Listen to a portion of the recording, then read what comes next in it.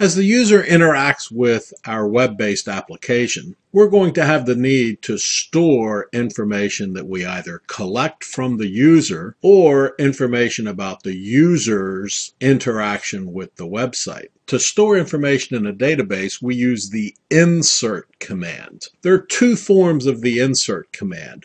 Functionally, they're identical. However, the short form makes some assumptions about the values that are being inserted. Let's look at the long form first. When we want to insert data into a table, the command is insert into. Very intuitive. Insert into some table, and then within parentheses, we list the columns into which we want to insert the data. Then the keyword values, and within parentheses, a comma-separated list of the values that we want to insert into the columns that we listed in the column name list. And the values must be in the same order as the columns are listed in the column list. In the short form, we skip the column list. We say insert into some table and the keyword values, and within parentheses, a comma-separated list of the values that we want to insert. The short form insert into command assumes that the list of values provided contains a value for every column in the table, so that there is a one-to-one relationship for each of the insertable columns in the table for each of the values in the value list, and that the values are in the same order as the columns are in the table. If we want to update the value of data that already exists in the database, then we would use the update command. The update command syntax is the keyword update, some table name, the keyword set, and then pairs of column names and values.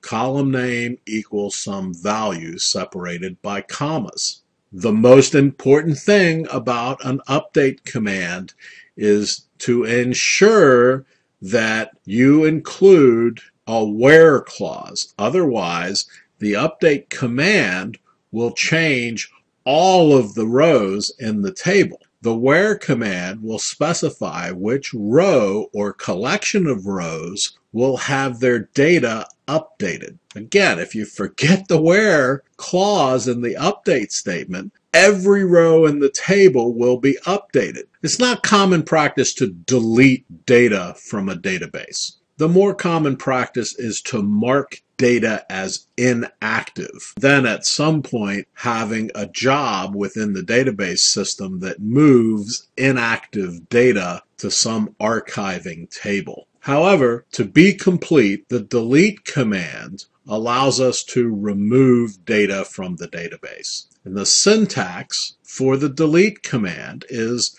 the keyword delete, the keyword from, the name of the table from which you want to delete data, and then the where clause. What is the data you want to delete? What row or set of rows do you want to delete? This cannot be emphasized enough. Forgetting the where clause with either the update command or the delete command will affect the entire table. So when we say delete from some table, we must give it a condition to test which row or set of rows we want deleted from the table. To reiterate, generally, we do not delete data. We mark it as inactive so that a table would have a field, a column named active, and that column would be set to either 1 for active or 0 for inactive,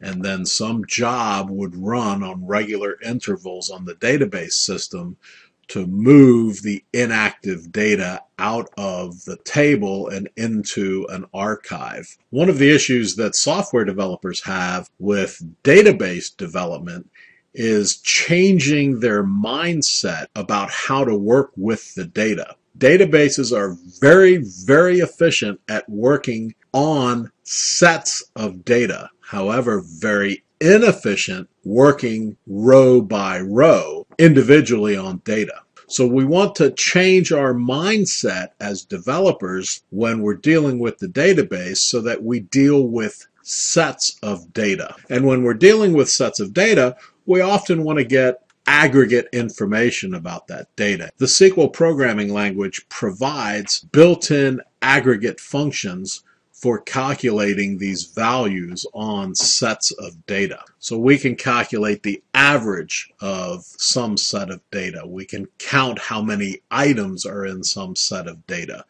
the maximum value, the minimum value. We can summarize the values in some set of data, and so on. These are referred to as the aggregate functions within the SQL programming language. So let's go look at some code. In this example, we'd like to demonstrate the use of the aggregate functions within select statements. In our first select statement, we're going to ask for the count of rows in a table. For this example, we're using the sales order header table.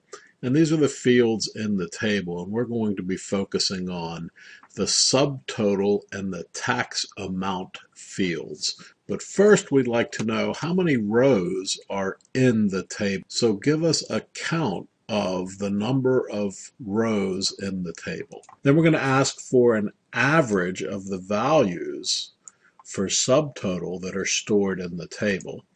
Then the maximum of all of those values, the minimum of those values, and then we're going to sum the tax amount. So this will represent the amount of tax that was collected for the sales listed in the orders header table. So let's run this. The first line tells us that the sales order header table has 31,465 rows of data. Within that 31,465 rows, the average value for the subtotal field is listed, then the maximum value for the subtotal field, the minimum value for the subtotal field, and then the summation of all of the values within the tax amount field. Now, this is just touching on the surface of some of the available functions that are built into the SQL language. This example demonstrates the ease of using those functions.